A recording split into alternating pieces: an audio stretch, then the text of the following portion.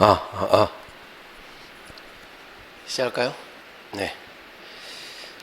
자, 이 모의고사 보시느라고 다들 수고들 하셨습니다.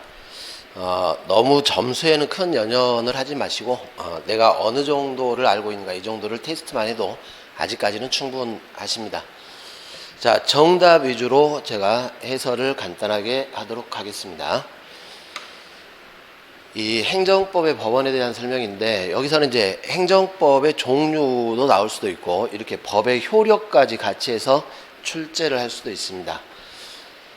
우리 이제 국제법, 헌법에 의해서 체결 공포된 조약과 일반적으로 승인된 국제법규는 국내법의 효력을 갖는다, 이렇게 하는 것이죠. 그런데 국내 시행되기 위한 시행법령, 이게 없더라도 조약이나 국제법규는 효력을 발생하는 순간 바로 국내법의 효력이 될 수 있다는 것입니다. 자, 2번에 보시면은 개발이익 환수에 관한 법률이 법률 시행 당시 개발이 진행 중입니다. 이런 게 포인트라 그랬죠. 진행 중인 사안에 대해서 만약에 국법 당시에 종료가 돼서 사안이 종료되고 완성됐는데 신법을 서급 적용하게 되면 원칙적으로는 허용되지 않습니다. 진정소유법.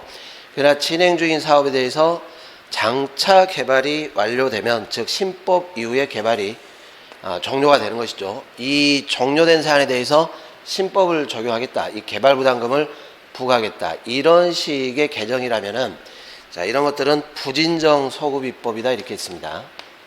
그리고 원칙적으로 종료 시에 신법이 적용되다 보니까 신법 적용하는 게 원칙이다, 이렇게 하는 거죠. 그래서 이 개발부담금을 부과하려는 것이라면 원칙적으로 헌법상 허용되지 않는다, 이렇게 하면 틀린 말입니다. 원칙은 허용되겠죠, 신법 적용. 자, 그리고 이 국가유공자단체 대의원 선출, 이런 사안들은 자체적으로 정할 수 있는 자치사항이기 때문에 꼭 법률에 근거 없더라도 가능합니다. 그리고 이렇게 자치적 사항을 정관으로 위임할 때는 포괄적 위임도 허용된다, 이렇게 했어요. 오히려 포괄인 금주원칙에 반하지 않습니다. 그리고 국제법은 행정법의 법원이 되지 않는데, 헌법에 의해 체결 공포된 조약, 일반적으로 승인된 국제법규는 행정법의 법원이 되겠죠. 자, 27번 문제로 가보겠습니다.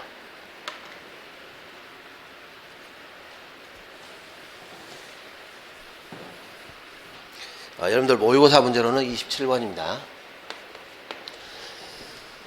비과세 관행 성립을 위해서는 비과세 사실이 존재하는 것만으로 되는 건 아니고 과세관청의 의사표시가 있어야 돼요. 그리고 2번 국세행정 관행은 특정 납세자가 아닌, 우리 이제 신뢰를 인정할까 말까, 이런 뜻이죠. 불특정 일반 납세자를 기준으로 이걸 신뢰하는 것이 무리가 아니라 이럴 때 적용된다라는 것입니다. 자, 3번 행정청이 잘못된 경계 측량 및 표지를 설치를 했는데, 이걸 믿고 행정처로부터 초지 조성 허가를 받아 조성을 했고 축사 신축에서 자, 10수년이 흘렀다라는 것입니다. 근데 이제 문제는 이게 착오라는 것이죠. 잘못됐다는 것이. 그러면 착오에 의한 경우에는 이게 아무리 시간이 흘러도 변경하지 않겠다 또는 수정하지 않겠다라는 공적견의 표명이 되지가 않습니다. 그리고 잘못된 경계 측량, 이건 아무리 믿어봐야 평등의 원칙이나 자기구속 원칙이 적용이 안 된다, 이렇게 했었습니다. 그래서 나중에 행정청이 지용도를 수정을 했다 하더라도 이 자체가 자기구속 법리에 반하지 않는다, 이렇게 하는 거죠. 반하는 것이라 할 수 없다, 이렇게 합니다. 그래서 맞는 말이 되겠습니다. 자, 4번 폐기물 처리업에 대해서 사전에 관할 관청으로부터 적정 통보를 받았다라는 것이죠. 그러면 이 의미는 나중에 이 통보받은 대로 사업계획 시설을 구비해서 신청을 하면, 그러면 폐기물 처리업 허가를 해주겠다라는 공적견의 표명이 된다, 이렇게 했어요. 그런데 이후에 이제 어떻게 하냐면은, 이게 적정 통보를 받았는데 관할구역 내 다수 청소업자 난립으로, 자, 이런 말이 포인트입니다. 효율적인 청소 업무 수행에 지장이 있다, 이렇게요. 이걸로 불허가를 했다는 겁니다. 자, 만약에 이것이 중대한 공익상 이유가 됐다라면 그러면 불허가가 허용될 수도 있는데, 지금 효율적 청소 업무 수행에 지장이 있다 이런 거는 행정청의 편의사항이지 이 자체가 중대한 공익사항의 이유로 볼 수가 없어요.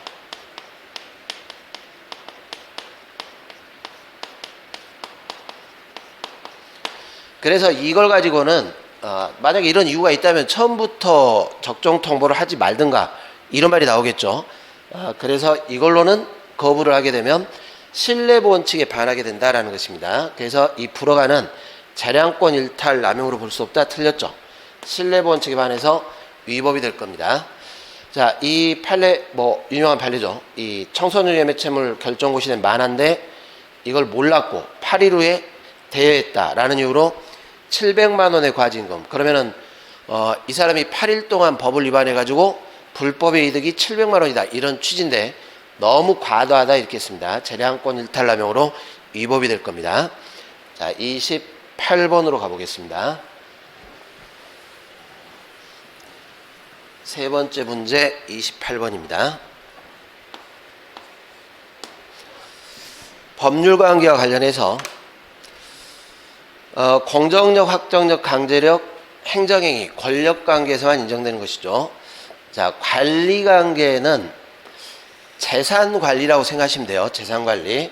그래서 특별한 규정이 없다면 사법관계로 해결하는 것이죠. 원칙은 사법관계로 보는 겁니다. 그래서 공공복리 실현과 관련 있는 한도 내에서만 특별한 공법적 규율을 받을 뿐, 그렇지 않다면 사법에 의해서 규율이 되는 것이고, 그에 대한 다툼은 민사소송에 간다. 맞는 말이 되겠습니다. 자, 3번. 반드시 이런 건 틀리시면 안 되죠. 공공용지에 대한 협의취득. 목적은 공익사업을 목적으로 협의취득을 하지만 협의취득의 성격 자체를 우리 판례가 사법상 매매계약의 성격을 갖는다 이렇게 하고 있습니다. 그래서 매매계약의 성질이라면 사적 자체에 의해서 협의를 했기 때문에 법에서 정한 법정기간보다 보상이 못 미칠 수도 있다라는 것이죠. 그래서 이 당사자 간의 합의로 동법상의 손실보상 기준에 못 미치는 매매대금을 정할 수 없다. 틀린 말입니다. 이것은 사적 자체에 따른 매매계약으로 보기 때문에 기준보다 낮은 형태로 보상금 합의를 하더라도 적법이 되는 거예요. 그리고 오히려 토지수용위원회가 이걸 확인해버리면 이후에는 더 이상 다툴 수도 없다. 이렇게 가고 있죠. 자, 이 공단입니다. 공단. 앞에 말에 큰 의미를 두지 마시고 공사공단과 임직원의 근무관계는 누구나 채용될 수 있는 관계이기 때문에 사법상의 근로관계로 보는 것입니다. 성희롱 결정, 시정조치 권고. 자, 국가인권위원회 처분이에요. 처분. 공법상의 처분. 그래서 항고송 대상되는 처분에 해당하게 됩니다. 자, 네 번째 문제 29번에 관한 문제입니다.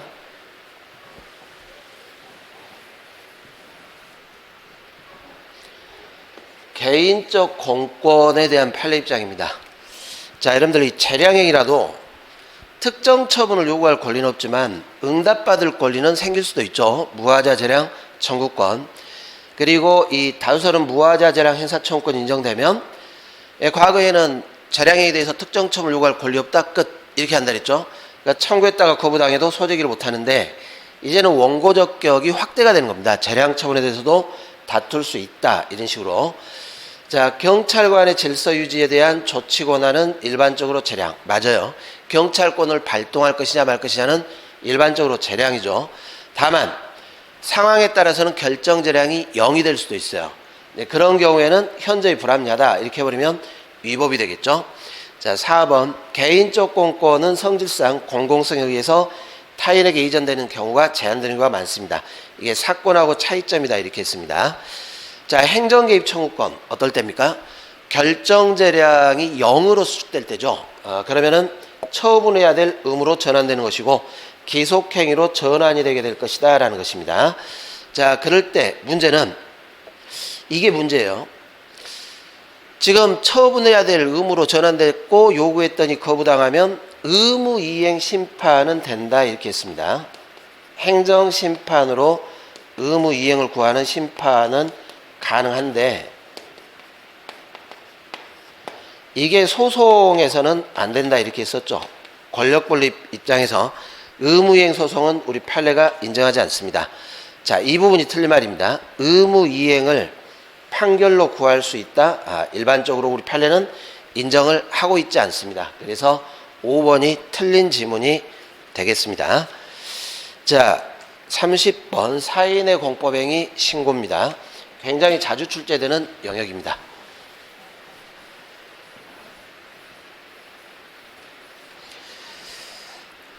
건축법에 신고가 나오면 여기서는 어떻게 했어요? 수리를 요하는 신고가 됐건 수리 요하지 않는 신고가 됐건 신고 반려 단계부터 소송으로 다툴 기회를 주겠다 이렇게 한다 그랬죠.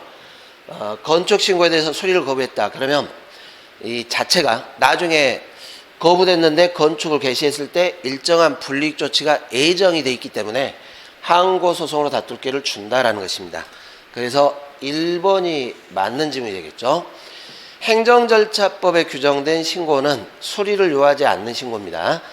적법한 신고가 접수되면 바로 신고 효력이 발생하게 되는 것이죠. 그래서 수리가 있어야 효과가 발생한다. 틀렸죠. 주민등록 신고는 등록이 돼야 돼요. 전입신고하고 도달만으로 되는 건 아니고 등록, 수리가 돼야 되겠죠. 도달하기만 하면 신고의 효력이 발생하는 신고이다. 틀린 말입니다. 등록제로 규정한 일정한 시설 기준에 대해서 행정청은 요건에 대해서 형식적 심사가 아닌 실질적 심사를 해야 된다. 여러분들 허가라면 모를까? 이 등록제는 형식적 요건을 갖추면 주민등록도 그랬잖아요. 이럴 때는 형식적 심사를 하는 거지 실질적 심사를 하지 않습니다. 건축주 명의 변경 신고 수리 거부 우리 판례가 처분성을 인정을 했어요. 그죠? 항고소송 대상자는 처분으로 볼 수 없다. 틀렸죠. 1번이 맞는 질문이 되겠습니다. 자, 31번으로 갑시다.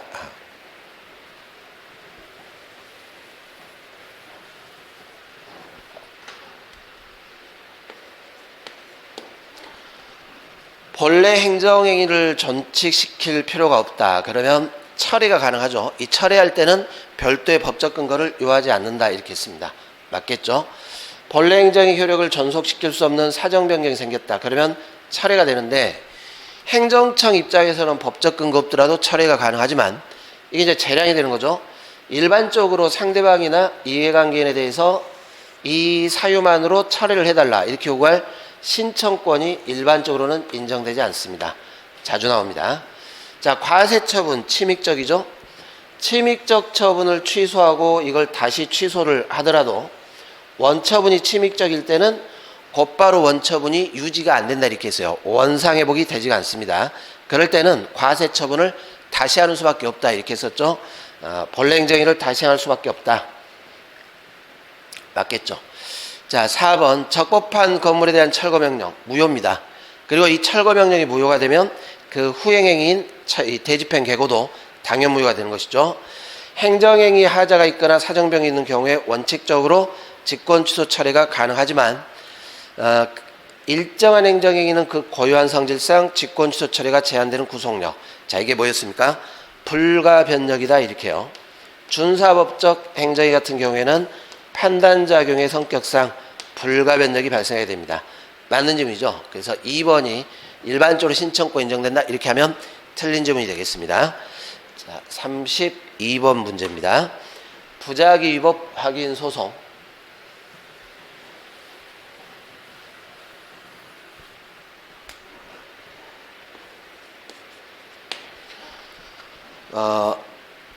처분을 해야 될 의무가 있는데 상당 기간 아무런 응답을 하지 않는 것이죠. 그리고 이 부작위법 확인 소송도 신청자에게 신청권이 있어야 돼요. 처분을 신청을 해야죠. 그래서 비권력적 사실행위를 요구했다거나 사경제작용으로서의 계약 체결을 요구했다. 이거는 처분을 신청한 것이 아니기 때문에 애당초 부작위법 확인 소송의 부작위에 해당하지 않습니다. 맞는 말입니다. 항고소송되는 위법한 부작위가 된다고 하기 위해서는 국민이 행정청에 대해서 신청에 따른 이렇게 처분, 행정행위를 해줄 것을 요구할 수 있는 법규상 조리상의 권리가 있어야 됩니다. 맞겠죠? 원고 신청에 대해서 거부나 간주 거부가 있는 이상 부작위법 확인 소송은 부적부하다. 맞는 말입니다. 여러분들 거부는 부작위가 아니죠. 응답을 한 거죠.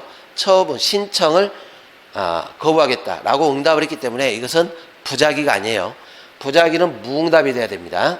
그래서 거부처분 가지고 부작위법 확인소송을 제기하면 부적부하게 되는 것이죠. 부작위법 확인소송의 위법성의 판단 시점, 판결할 때까지 계속 부작위 상태가 돼야 인용을 해줄 거예요. 그래서 여기는 처분이 없기 때문에 처분 당시가 아닙니다. 판결 시점. 자, 이 말이나 이 말이나 같아요. 판결 시 이 말이나 사실심 변론 종결 시 이 말이나 같은 말입니다. 자, 부작위 처분의 위법을 심리하는 경우에는 법원은 부작위의 위법 여부만을 심리하는 게 아니라 신청의 실체적 내용도 이유가 있는지를 심리해야 된다. 자, 우리 판례에 의할 때는 이게 틀린 말이 됩니다. 단지 상당 기간 경과하도록 아무런 응답이 없네, 무응답이 위법이다, 이것만 심사한다. 이게 우리 대법원 판례의 입장이 됩니다. 그래서 무응답 위법이다 이렇게 심리했고 그것이 위법이면 응답만 하면 되는 거죠. 거부라고 했다가 해서 그 자체가 곧바로 위법이 되는 게 아니다라는 것입니다. 자, 5번이 틀렸죠. 자, 33번. 자, 이 성결 문제는 언제든지 출제가 될 수 있기 때문에 잘 정리를 해 주셔야 돼요. 그래서 이 성결 문제 나오면 공식을 잡으시면 돼요. 민사법원이나 형사법원이 성결적으로 행정행위의 위법성은 판단할 수 있어요. 그리고 위법을 판단한 다음에 무효까지 확인할 수 있습니다. 그러나 취소 사유일 때는 취소를 못한다 이런 뜻이죠. 그래서 이 1번에 보시면은 행정상 손해배상 소송 민사법원이 판단할 때 처분이 위법하면 손해배상을 인정을 해줍니다. 자, 위법하면 돼요. 굳이 무효까지 갈 필요도 없고 취소까지 할 필요도 없습니다. 자, 이 부분은 굳이 판단할 필요가 없다는 거죠.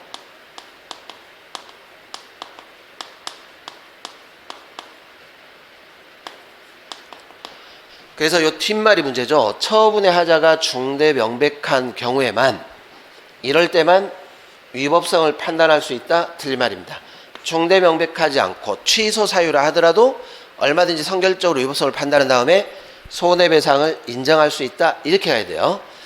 자, 2번 국가배상 청구 사건의 위법성 판단은 성결 문제로 다룰 수 있습니다. 그러나 부당이득 반환 청구 사건에서 효력 부정은 민사소송의 성결 문제로 다룰 수 없다. 맞겠죠? 이 무효 확인만 하는 거지 효력을 부정, 취소를 할 수가 없어요. 민사법원이. 그래서 부당이득에서는 부당이득 인정이 안 된다는 겁니다.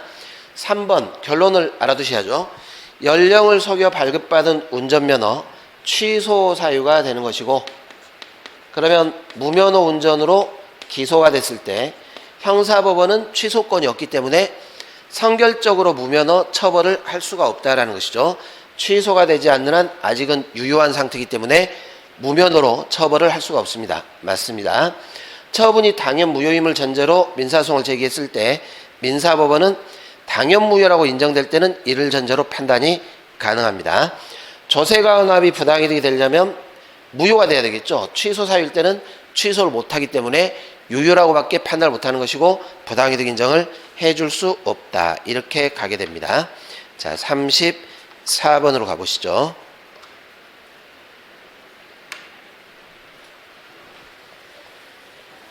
강학상 인가에 관한 문제입니다.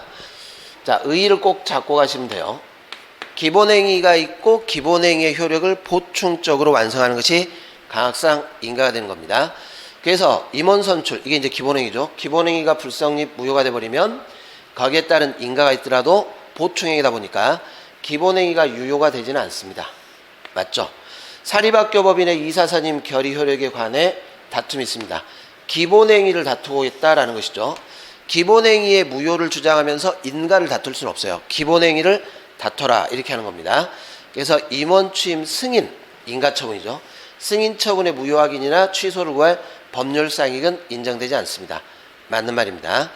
자, 도시 및 주거환경 정비법상의 행정주체인 주택 재건축 정비 사업조합을 상대로 관리처분 개간에 대한 조합총회 결의의 효력을 다투겠다. 공법상 법률관계가 되는 것이고 당사자 소송의 대상이 됩니다. 다만 인가가 나오면 어떻게 돼요? 이 관리처분 계획안에 대해서 인가가 나오면 이제 관리처분 계획이 행정주체에 의해서 작성된 처분이 된다 이렇게 했어요. 처분. 그럴 때는 처분이 확정됐으니까 처분을 다퉈야지 앞 단계인 조합총회 결의의 효력을 다툴 실익이 없다라는 것이죠. 그래서 주택 재건축 정비사업조합이 수립한 관리처분 계획에 대해서 자 이제 관할행정처로부터 인가가 나왔다라는 것입니다. 그러면 이렇게 인가고시가 나온 후라면 관리처분 계획에 대해서 총회 결의 하자를 다툴 게 아니라 이건 처분이니까 이 관리처분 계획을 항고소송으로 다투라라는 것입니다. 그래서 이 총회 결의 부분만을 따로 떼내서 다투는 소송 허용이 안 된다. 이게 우리 판례 입장입니다. 조합을 피고로 해서 항고소송으로 관리처분 계획을 다투면 끝난다라는 것이에요. 기본행위에 하자가 있는 경우 적법한 인가가 있더라도 보충적 행위이기 때문에 하자가 치유가 되지가 않는다 이렇게 했었죠. 자 10번 문제. 자 우리 문제로 35번 문제를 보겠습니다.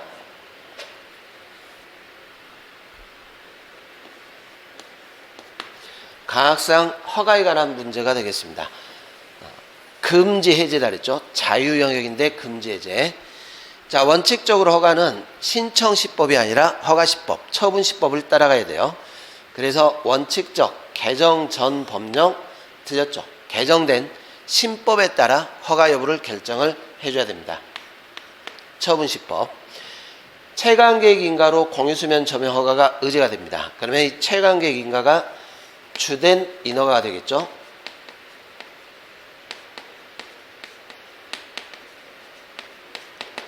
공유수면 점용 허가가 의제가 되고 있습니다. 의제되는 인허가 불허가 사유로 주된 인허가를 거부할 수 있어요. 그래서 공유수면 점용 불허가 사유로 의제되는 점용 허가 불허가 사유로 채광계획 인가하지 아니할 수 있다. 맞죠? 공중위생업에 대해서 영업정지할 사유가 있다 하더라도 양수인에 대해서 영업정지할 수 없다. 틀렸죠? 이런 이제 대물적 허가 같은 경우에는 제재 사유도 승계가 된다 이렇게 했어요.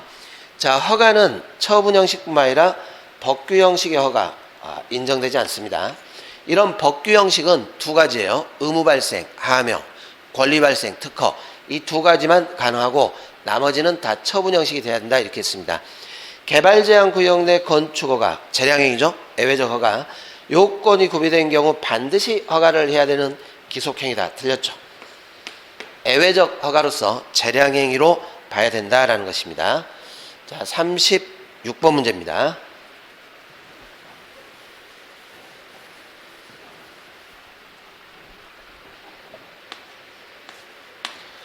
권한의 위임과 대리인데 권한의 위임은 권한이 이전돼요. 대리는 말 그대로 피대리관청을 해서 대리만 할 뿐이죠. 자, 권한의 대리의 경우 대리는 권한의 이전이 안 되죠. 대리만 하는 거니까. 권한의 내부임 여기도 마찬가지입니다. 권한의 이전이 없어요. 내부임이니까. 수임관청이 자기 명의로 처분을 했다라는 것입니다. 자, 권한의 이전이 없으니까 어떻게 해야 돼요? 위임청 명의로 처분해야죠. 자기 명의로 처분하면 무효가 됩니다. 권한 없는 무권한의 행정청이 자기 명의로 처분한 거죠. 단 그렇더라도 피고는 수임관청이 된다 이렇게 했어요. 다툴 때는. 자, 권한의 위임은 법률의 근거를 요합니다. 법적으로 위임청 권한인데 이게 이전되기 때문에 법적 권한이 있어야죠. 법률의 근거가. 권한의 내부임의 경우에는 수임기관의 이름으로 처분해야 된다. 틀린 말입니다. 권한이 이전이 안 되기 때문에 수임기관 이름으로 하는 게 아니라 위임관청 명의로 행위를 해줘야 됩니다. 이렇게 수임기관 명의로 처분하면 이렇게 무효가 되는 거예요. 다만 피고는 명의를 따라가니까 수임관청. 법정 대리는 특별한 규정 없는 한 피대리 행정청 권한 전부에 미친다. 맞아요. 이거는 어떤 특정 수권을 준 게 아니죠. 이 대리권을 부여한 게 아니라 법에 따라 당연 발생하기 때문에 피대리관청 권한 전부에 미치게 됩니다. 그래서 4번이 틀린 말이 되겠습니다. 자, 37번으로 가시죠. 행정규칙에 관한 설명인데 제재 처분의 기준이 일반적으로 제재 처분이 재량 처분이죠. 부령 형식으로 되어 있어요. 시행규칙 별표의 제재 처분 기준. 우리 판례는 행정규칙으로 본다라는 것이죠. 행정규칙. 이 기준의 성격은 행정규칙. 그러면 원칙적으로 이 처분 기준에 따라 처분을 했다고 해서 이것만으로 곧바로 위법이다 적법이다 단정하면 안 된다라는 것입니다. 자, 당해 처분의 적법 여부는 위 처분 기준에 따라야 하므로 이 말부터가 틀린 말이에요. 행정규칙에 불과하기 때문에 이 기준을 따라야 되는 건 아니다라는 것입니다. 위 처분 기준이 적합한 경우에 곧바로 적법이라 할 것이다. 틀렸죠. 자, 법령 해석. 이렇게 해석이란 법령 해석이란 말이 나오면 대외적 구속력을 인정하지 않는다 이렇게 했어요. 왜냐하면 법 해석에 관한 최종적 권한은 사법부에 있기 때문에 법원이 구속받지 않는다라는 겁니다. 맞겠죠? 고시는 성격이 세 가지가 나올 수 있다 이렇게 했어요. 일반 추상적 효력이다. 위임 있다면 법규명령, 위임 없으면 행정규칙. 그런데 때로는 바로 직접적 효력이 나올 때도 있죠. 그럴 때는 처분이 된다 이렇게 했죠. 처분. 그래서 일률적으로 정할 수 없다. 맞습니다. 자, 고도의 전문성과 기술성을 가진 행정 영역에서 입법기관이 그 규율 내용을 구체하지 못하고 사실상 행정기관에게 맡긴 경우에 행정기관이 법령 내용을 구체하는데 이런 걸 규범구체 행정규칙이다 이렇게 합니다. 뭐 나오기가 쉽지는 않을 거예요. 그냥 개념만 참조하시기 바랍니다. 근데 여기서 이제 포인트는 뭐냐면 사실상 이렇게요. 사실상 맡겼다. 즉 위임이 없는 경우입니다. 위임이 있다면 법령보충적 행정규칙 이렇게 하는데 이거는 위임이 없고 그냥 맡겼다 이렇게 하는 거예요. 자, 이걸 규범구체 행정규칙을 하는데 참조 정도만 하시기 바랍니다. 과거에는 일률적으로 법규성이 없다고 봤죠. 행정규칙에 대해서. 오늘날은 이런 경우 이제 법규성을 갖는 경우도 나오기 시작한다라는 것입니다. 그러니까 일률적으로 법규성 없다. 또 이렇게 단정하면 안 된다라는 것입니다. 자, 38번으로 가보겠습니다. 자, 여러분들이 제재 처분도 언제든지 시험에 나올 수 있는 그런 파트입니다. 처벌이 아니죠. 처벌하고 구별하셔야 돼요. 이 제재 처분 같은 경우에는 처벌이 아니기 때문에 원칙적으로 공식이에요. 고의과실 없어도 제재를 가할 수 있고 꼭 행위자에게 제재를 가하는 게 아니라 법적 책임자에게 제재를 가하도록 되어 있습니다. 자, 과태료는 처벌이죠. 의무이행 확보수단이라는 점에서 틀렸죠. 의무이행 확보수단이 아니라 과거 의무 위반에 대한 책임, 처벌입니다. 고의과실이 있어야 돼요. 행정벌은 장래 의무이행에 대한 수단이나 자, 이것도 틀린 말이죠. 뭐 과태료도 그렇고 행정벌도 그렇고 과거 의무 위반에 대한 책임을 묻는 겁니다. 처벌 이렇게 하는 거지. 이 장래 의무이행 수단 이런 것들이 의무이행 확보수단이죠. 집행벌, 이행강제금은 강제집행입니다. 과거 의무 위반에 대한 이행수단이다. 이것도 틀린 말입니다. 장래 이행확보를 위한 강제집행의 방식입니다. 이행강제금. 기관 위임사무를 처리할 때는 자, 여러분들 국가사무인데 단체장, 기관한테 위임을 한 거예요. 즉 국가사무를 처리하는 거죠. 이럴 때는 지방자치단체가 양벌규정에 따라 처벌되지 않는다 이렇게 했어요. 처벌될 수 있다 틀렸죠. 자치사무를 수행할 때는 양벌규정이 적용되지만 기관 위임사무를 수행할 때는 양벌규정이 적용되지 않습니다. 행정청이 질서위반 행위에 대해서 과태료 부과하고자 할 때 자, 20일이 틀림하죠. 이런 기간은 좀 외워두실 필요가 있습니다. 의견 제출 기간은 10일 이상 기간을 정해서 제출계를 줘야 됩니다. 자, 통고처분 재량이죠. 통고처분을 하고 고발할 수도 있고 통고처분하지 않고 즉시 고발도 가능합니다. 그래서 통고처분을 거치지 않은 고발에 의한 공소제기가 위법이라 볼 수 없다라는 것이죠. 그러나 고발은 반드시 있어야 돼요. 이 통고처분 사건은 필수적으로 행정청에 고발이 있어야 검사가 공소제기할 수 있다 이렇게 했습니다. 고발 없는 공소제기는 위법이 됩니다. 자, 5번이 맞는 지문이 되겠습니다. 통고처분 없이 고발할 수는 있어요. 그러나 고발이 없다면 공소제기를 검사가 할 수가 없습니다. 행정절차법으로 가보겠습니다. 우리 문제 39번입니다.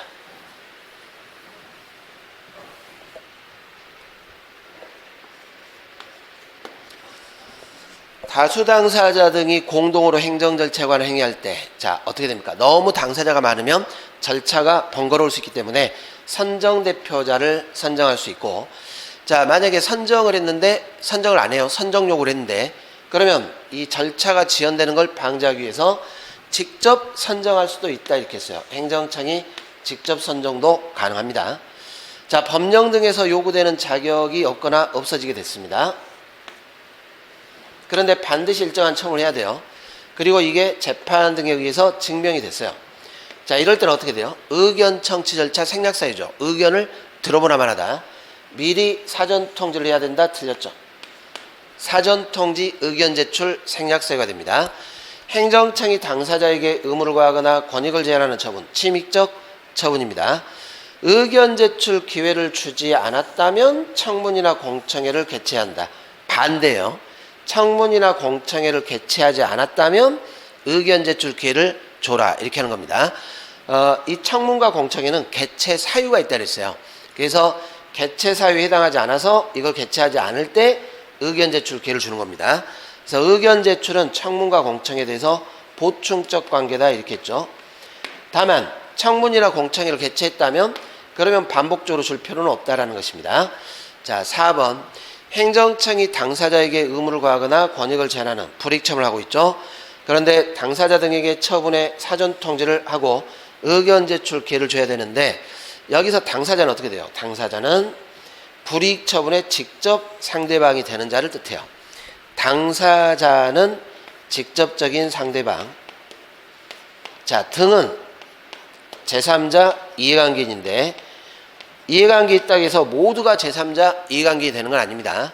행정 절차에 참여하게 한 이해관계인, 이렇게 들어가는 거죠. 참여하게 한 이해관계인, 이렇게 됩니다. 그래서 당사자 그럴 때는 직접 상대방을 뜻해요. 그래서 제3자 같은 경우에는 참여하게 했을 때 의견 제출 기회를 주는 거기 때문에 일반적으로 의견 제출 기회를 반드시 줘야 되는 건 아니다라는 것입니다. 자, 4번이 그래서 맞는 지문이 되겠습니다. 자, 5번. 처분의 오기오산 기타 명백한 잘못이 있다. 정정할 수 있죠. 정정할 수 없다. 틀렸죠. 자, 넘어가겠습니다. 40번으로 가보겠습니다. 자, 이 40번 문제에 2번 같은 건 꼭 암기를 하시기 바랍니다. 이 단체 구역에 관한 설명인데, 매립지가 나왔고 여기에 대해서 분쟁 생기면 행정안전부 장관이 결정을 하죠. 자, 꼭 외우셔야 돼요. 2번. 우리 헌법재판소가 이 국가기본도상의 해상 경계선, 이게 가끔 바뀌어요. 이렇게. 그러다 보니까 기본도상의 해상 경계선이 획일적으로 계속 가는 게 아니라 조금씩 바뀌더라는 거죠. 그래서 이 공유수면에 대한 불문법상 또는 관습법상의 해상 경계선으로 인정을 하지 않겠다. 이게 우리 헌재 입장이다라는 것입니다. 이게 이제 우리가 관습법상 인정되려면 계속 돼야 되고 거기에 대한 신뢰, 법적 확신이 있어야 되는데 수시로 좀씩 바뀌더라라는 겁니다. 자, 구역을 바꿀 때는 법률로 정해야 되죠. 경계 변경은 대통령령 외우셔야 됩니다. 자치단체 폐지하거나 설치할 때 주민투표를 했다라면 의회 의견을 듣지 않을 수도 있습니다. 그렇지 않으면 의회 의견을 들어야 되는데, 주민투표를 거쳤을 때 관계중앙행정기관장 또는 둘 이상의 자치단체에 걸친 개발사업 시행자는, 자, 지금 보니까 2개 관할구역에 지금 걸려 있어요. 관계자치단체장에게 경계 변경에 대한 조정 신청을 요구할 수 있습니다. 이거는 이제 법조문에 나와 있기 때문에 조문을 암기를 하시면 될 것 같습니다. 자, 41번. 공무원 신분 취득 변경에 대한 판례 태도로 틀린 것입니다. 조교수로 신규 임용한 자를 동일한 대학의 부교수로 임용한 행위는 단순 승진 발령 행위가 아니라, 자, 지금 조교수인데 뭐가 됐어요? 교수가 됐죠. 부교수. 이제 국공립대학에서 문제겠죠. 새로운 신분 설정 관계로서 하자가 승계되지 않습니다. 맞습니다. 자, 이런 문제 어떻게 풀자 그랬어요? 앞에 처분하고 뒤에 처분 하자 승계. 승계되는 게 여기시고 거기 없으면 안 된다. 이렇게 한다 그랬죠. 하자 승계에서 외운 것 없다라는 겁니다. 조교수와 부교수는 신분이 완전히 다르고 서로 별개 목적이기 때문에 하자 승계가 안 됩니다. 자, 이 지방공무원법상 결격 사유로 인해서 당연퇴직이 됐다.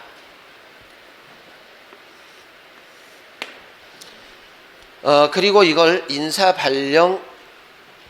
발령이죠. 을 했다면 이거는 당연 퇴직됐다라는 사실을 통지한 것뿐이에요. 항고소송 대상 되지 않습니다. 맞는 말입니다. 공무원 임용 결격 사유가 있음을 알지 못하고 임용을 했습니다.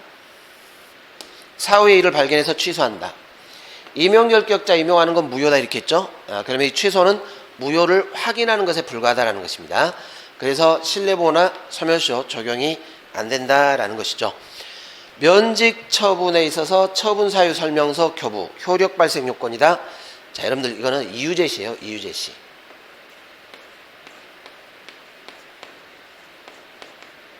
우리가 외관상 주체 내용 절차 형식을 거쳐서 문서로 통지하면 효력이 발생하는 것이고 사유 설명서 교부는 절차상의 문제입니다.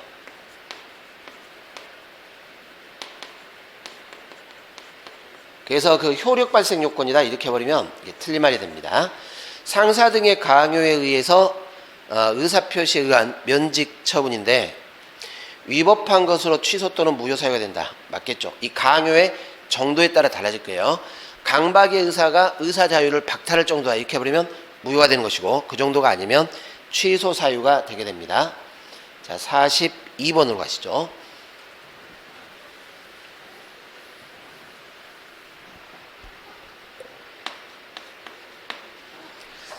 강제집행에 관한 내용입니다.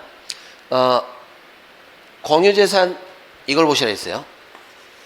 대부계약 민사계약이지만 공유재산이나 국유재산은 적법하지 않게 무단 시설물을 갖추고 있다면 대집행법에 따라 철거할 수 있다 이렇게 했었죠. 설령 사법계약이라 하더라도.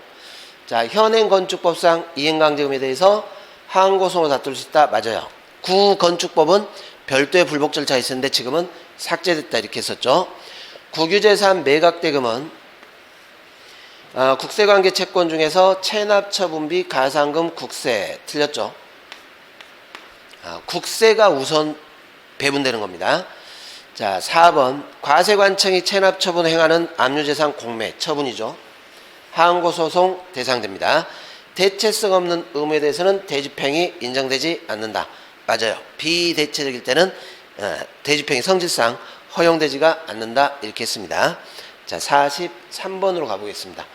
취소소송과 가구제인데 집행정지만 인정된다 이렇게 했습니다. 그리고 민사소송법상의 가처분은 준용이 안 된다 이렇게 했습니다. 1번 맞죠. 가처분 적용되지 않습니다. 그리고 집행정지 결정은 법원이 결정할 때 주문에서 정해진 시기까지 존속하는 것이고 그 시기가 도래하면 효력이 상실되는 거죠. 자, 우리가 이 집행정지 사유는 이렇게 회복하기 힘든 손해 발생 우려 이게 돼야 이걸 예방할 필요성이 있어야죠. 이게 긴급할 때 집행정지가 되는데 이 뜻이 뭐였냐면은 그 손해의 성질상 손해가 크고 적다가 아니라 이 손해의 성질상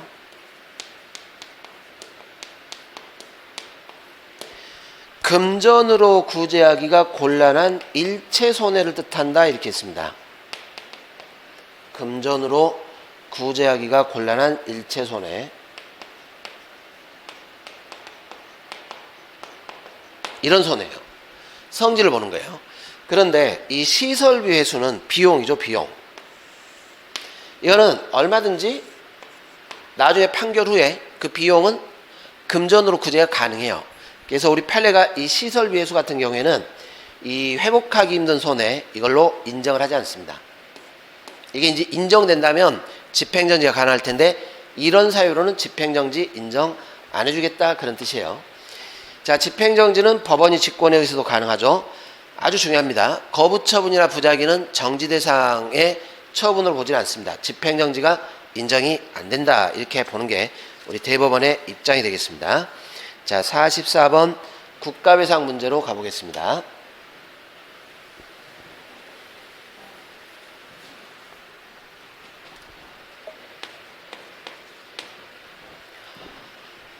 자, 이 공무원의 부작위, 자기 의무가 있어야죠. 근데 이 자기 의무는 꼭 실정, 형식적 법률에 의해서 인정되는 게 아니라 초법규적으로 일반 원칙에 따라 인정될 수도 있습니다. 그래서 이 법령에 명시적으로 자기 의무가 규정되어 있는데 이를 위반한 경우만을 의미하는 건 아니다. 맞아요.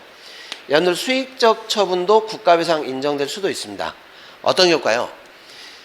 공무원이 허가를 하면 분명히 저 상대방이 손해가 발생할 거라는 걸 알고 있어요. 분명히. 그런 경우라면 오히려 거부를 해야 됩니다. 오히려. 그런 경우는 때로는 수익적 처분도 국가배상이 인정될 수 있습니다. 자, 공무원의 직무집행이 사익보상 인정돼야죠. 이게 인정 안 돼버리면 뭐 직무상의 의무가 오로지 공공 일반의 이익만을 보호할 목적이다 이렇게 버리면 여기에 따라서 침해되는 것들은 반사적 이익에 불과하기 때문에 이럴 때는 국가배상이 인정되지 않습니다. 자, 누구의 행위인지 판명되지 않더라도 어떻게 돼요? 평균적 공무원의 주의 의무 이렇게 했기 때문에 당시의 상황이 공무원에 의한 과실에 의한 불법행위다. 이게 인정되면 충분하다는 것이죠. 국가배상 책임을 지게 됩니다. 자, 이중배상 금지인데 공상을 입은 군인, 경찰, 공무원이 별도의 국가의 보상을 받을 수 없어요.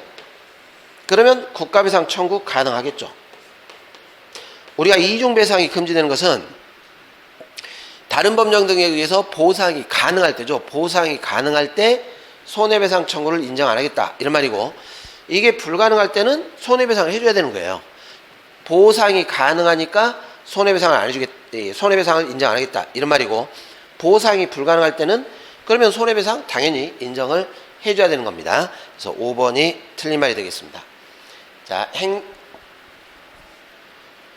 부간부 행정행위 45번 문제로 가보겠습니다.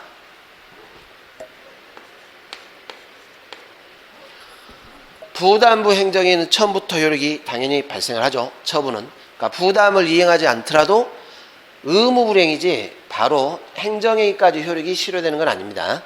그래서 부담을 이행하지 않았다면 철회 사유는 될 거예요. 외우셔야 한다 그랬죠. 공유수면 매립준공 인가할 때 일부 토지 국가 소유로 귀속, 법률효과 일부 배제입니다. 그러면 이게 법률효과 일배제 부과이 되기 때문에 부담이 아니라는 거죠. 부담이 아니면 독립해서 일부 취소를 제기를 못한다 이렇게 했어요.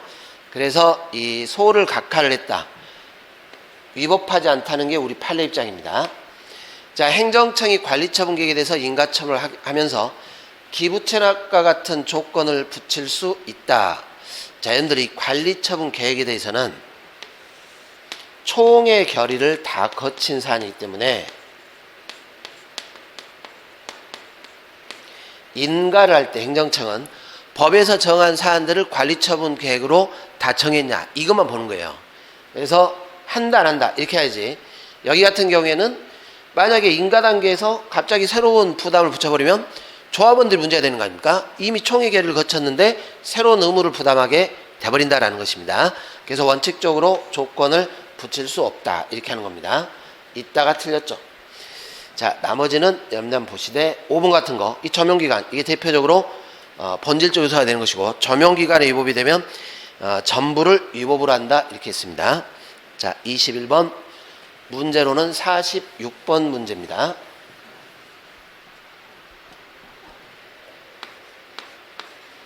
제주특별자치도지사 처분, 광역자치단체장이죠. 그러면 이 처분은 어디로 가요? 소관감독기관이 없으니까 제주특별자치도지사 소속 틀렸죠. 우리가 광역자치단체장 또는 의회 그리고 중앙행정기관의 처분들은 전부 다 중앙행정심판위원회에서 심리 재결한다 이렇게 했습니다.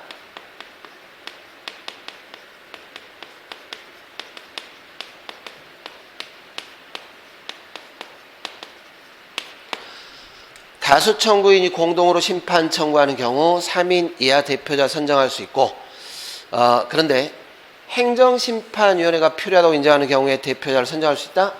안 돼요. 우리가 행정절차법상으로는 가능하다 했어요. 지연, 사전 절차다 보니까 절차가 지연되는 걸 방지하기 위해서. 그런데 여기는 뭐가 문제냐면은 이 행정심판위원회가 이건 불복입니다. 불복 들어왔는데 대표자 선정 안 한다고 해서 위원회가 대표자 선정한 다음에 그 사람들하고만 심판하겠다. 이게 안 된다는 거예요. 자, 3번. 서면심리만으로 결정할 수 있는 경우라도, 자, 서면심리만으로 결정이 되는데 당사자가 구술심리를 신청을 했다라는 겁니다. 자, 여기에 기속을 안 받는다는 것이죠.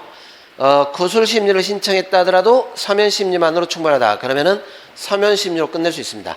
구술심리를 해야 된다. 틀렸죠. 처분에 대한 취소 재결이 있는 경우 행정청은 종전처분에 대해서, 자, 기속력 생기겠죠. 취소 재결 나왔으니까 재결의 취지에 따라 처분을 해줘야 됩니다. 재결에서 판단된 사유와 기본적 사실관계에 있어서 동일성이 인정되는 사유로는 처분을 반복할 수 없다. 자, 이게 맞습니다.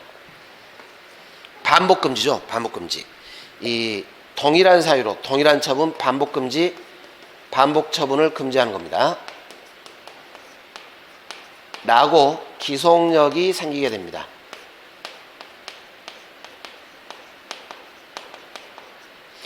자, 5번. 취소 심판의 경우에 사정재결 허용되지만 의무이행 심판의 경우 허용되지 않는다. 자, 의무이행 심판도 사정재결 인정되고 있습니다. 자, 그래서 우리 소송은, 항고소송, 취소 소송만 사정 판결이 되는 것이고, 무효확인 소송이나 부작위법 확인 소송은 사정 판결할 수 없어요. 그러나 사정 재결은 취소 심판과 의무이행 심판에서 인정되는 것이고, 무효확인 심판은 사정 재결이 인정되지 않습니다. 자, 47번. 수리요하는 신고로 본 것은 뭐냐라는 건데, 출생신고, 이미 출생됐죠. 신고하면 되는 거예요. 수리를 요하지 않습니다. 자, 식품위생법상 영업양도에 따른 지위승계 신고, 수리요하는 신고죠. 이런 식으로 학교위생정화구역 내 당구장업 신고, 체육시설업 원칙적으로 수리요하지 않지만 학교위생정화구역 내 이렇게 하면 기다려야 된다 그랬습니다. 교육환경에 영향을 미치냐 미치지 않느냐.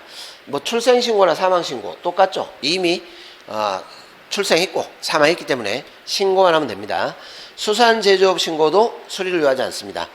어업신고는 수리를 요하는 신고지만 수산제조업은 수리를 요하지 않는 신고입니다.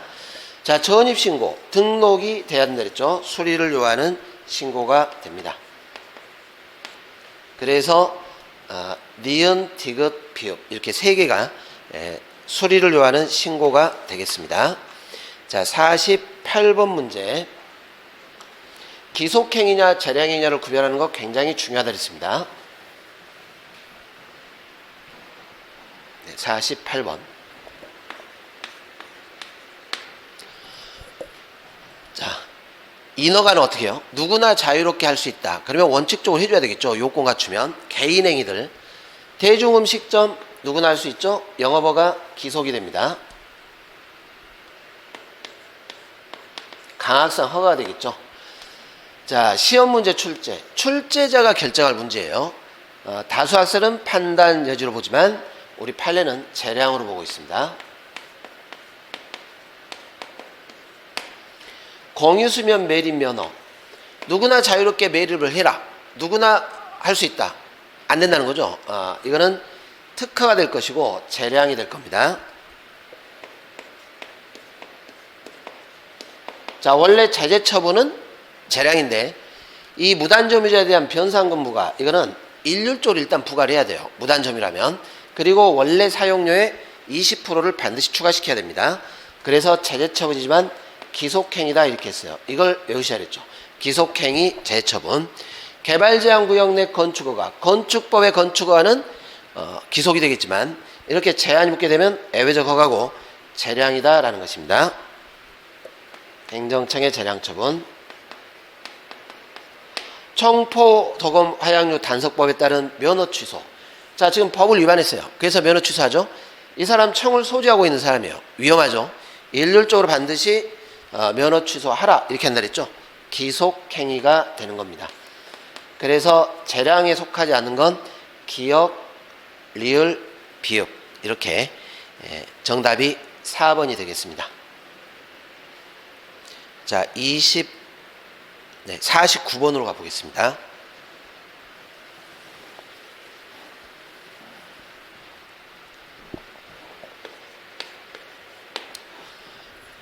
이 경찰 책임인데 여러분들 실질적 의미의 경찰은 말 그대로 책임이 그거예요. 어디다가 경찰권을 발동할까?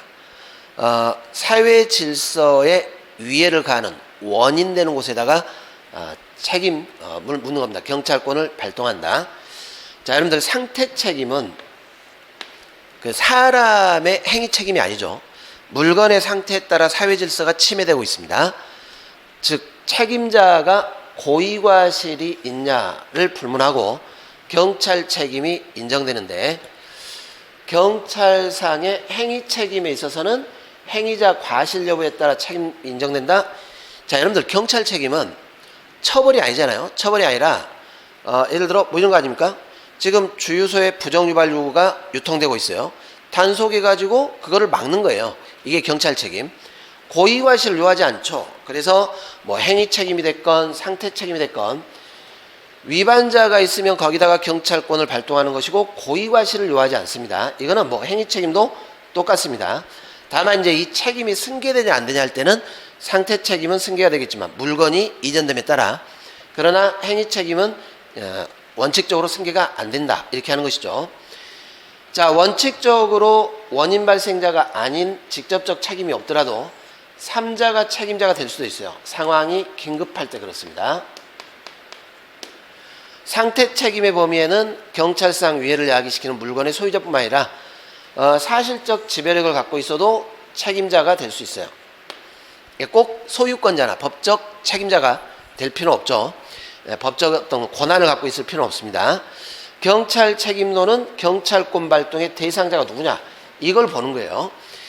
이럴 때 이 법률로 규정되어 있지 않는 경우에 그 대상자를 정하기 위해서 법규 해석의 기준으로 기능할 수 있습니다. 해석을 해서 그 원인을 제공할 수 있는, 위해를 제공할 수 있는 자에게 경찰권을 발동할 수 있겠죠. 5번은 이제 참조를 하시기 바랍니다. 여기는 조문이기 때문에. 자, 50번 문제를 보겠습니다.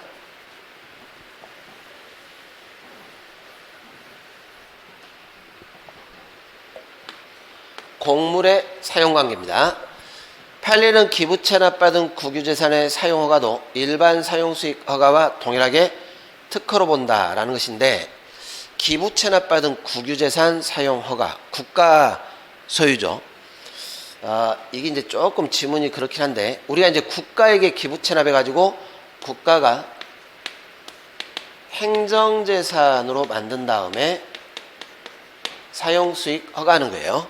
이런 경우예요. 여러분 이럴 리는 없어요. 기부 체납 받아가지고 국가가 일반 재산으로 받는다, 이런 건 안 될 겁니다. 그래서 이거는 여러분들이 이렇게 나오더라도 뭘로 풀어야 되냐면은 행정재산화 시켜가지고 사용수익 허가한다 이렇게 푸셔야 돼요. 일반 재산으로 만든 다음에 할 리는 없으니까.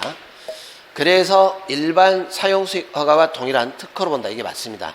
그런데 이게 국가가 아니라 지방자치단체에게 기부를 한 다음에 지방자치단체가 기부한 자에게 무상사용 허가를 할 때는, 이때는 사법관계로 풀어버렸어요. 판례가. 이럴 때는 지문이 기부 체납받은 공유재산 이렇게 표현한다 그랬죠. 기부 체납받은 공유재산을 사용수익 허가, 이런 식으로. 자, 그리고 이 지방자치단체가 관할하는 공립학교가 국가 소유 땅을 무단으로 사용을 했을 때 당연하죠. 무단 사용이니까 사용료조에 대한 부당이득 반환을 해줘야 됩니다. 공물의 일반 사용자입니다. 일반 사용자. 자, 일반적으로 일반 사용자는 도로를 생각하시면 돼요. 도로 용도 폐지 같은 걸 다툴 법률상 이익이 없다 그랬죠. 이게 인정되기 위해서는 공용 폐지 행위 등 개인의 중요하고 구체적 이익이 직접 침해됐거나 침해가 예상돼야 됩니다. 그러니까 일반적으로 원고적격이 인정되는 게 아니에요. 예외적으로 이런 경우가 있을 때만 원고적격이 인정된다라는 것입니다. 자, 이게 조문이에요. 도로를 구성하는 부지, 옹벽, 기타 물건, 사건 행사가 안 됩니다. 그러나 소유권 이전이나 저당권 설정은 가능합니다. 자, 하천의 점용 허가권. 특허죠. 근데 이제 문제는 나만 배타적으로 사용하겠다. 이건 아니라는 거예요. 특허, 권리를 설정하긴 했는데 이 대세적 효력이 있는 물건이 아니라, 만약 이렇게 해버리면 우리가 소유권자처럼 자기만이 하천을 점용할 수 있고 다른 사람들은 하천을 사용할 수가 없어요. 그렇게 하면 안 되겠죠. 하천도 다른 사람도 이용을 해야 될 테니까. 그래서 이거는 물건에 해당하는 게 아니라 일종의 채권, 청구권입니다. 관리자인 국가행정청에게 하천을 점용할 수 있게끔 청구권을 행사한다. 이렇게 채권적 효력으로 가는 것이지 배타적으로 나만 사용하겠다. 이렇게 가진 않아요. 이게 광업권하고 좀 달라요. 광업권 같은 경우에는 개발권이기 때문에 다른 사람이랑 같이 막 청구하고 개발하고 청구하고 개발하고 막 이렇게 해버리면 힘들기 때문에 그때는 배타적 효력으로서의 물권 효력을 인정을 해주지만, 하천 점용권은 점용 사용권, 행정 주체에게 청구할 수 있는 채권적 효력으로 논리를 구성을 하고 있다는 것입니다. 굉장히 자주 나오는 지문입니다. 우리 시험에서 잘 기억을 해 놓으시기 바라겠습니다. 자, 여기까지 우리가 모의고사 문제를 풀어왔습니다. 아마 점수들이 그렇게 아주 좋게 나오지는 않았을 거예요. 그렇지만 지금 이걸 가지고 지금부터 하나씩 점수를 올려가면 된다라는 생각을 하시고, 우리가 이제 어느 정도 이론도 다 끝나가고 있기 때문에 문제 풀이하면서 자꾸 이제 문제 반복해서 풀고 외우고, 기출문제 같은 것 계속 반복해서 풀고 외우고, 이렇게 해가지고 암기 위주로 가시면 됩니다. 너무 이 모의고사 성적에 큰 의미를 두지는 마시기 바랍니다. 자, 여기까지 모의고사 해설 강좌를 마치도록 하겠습니다.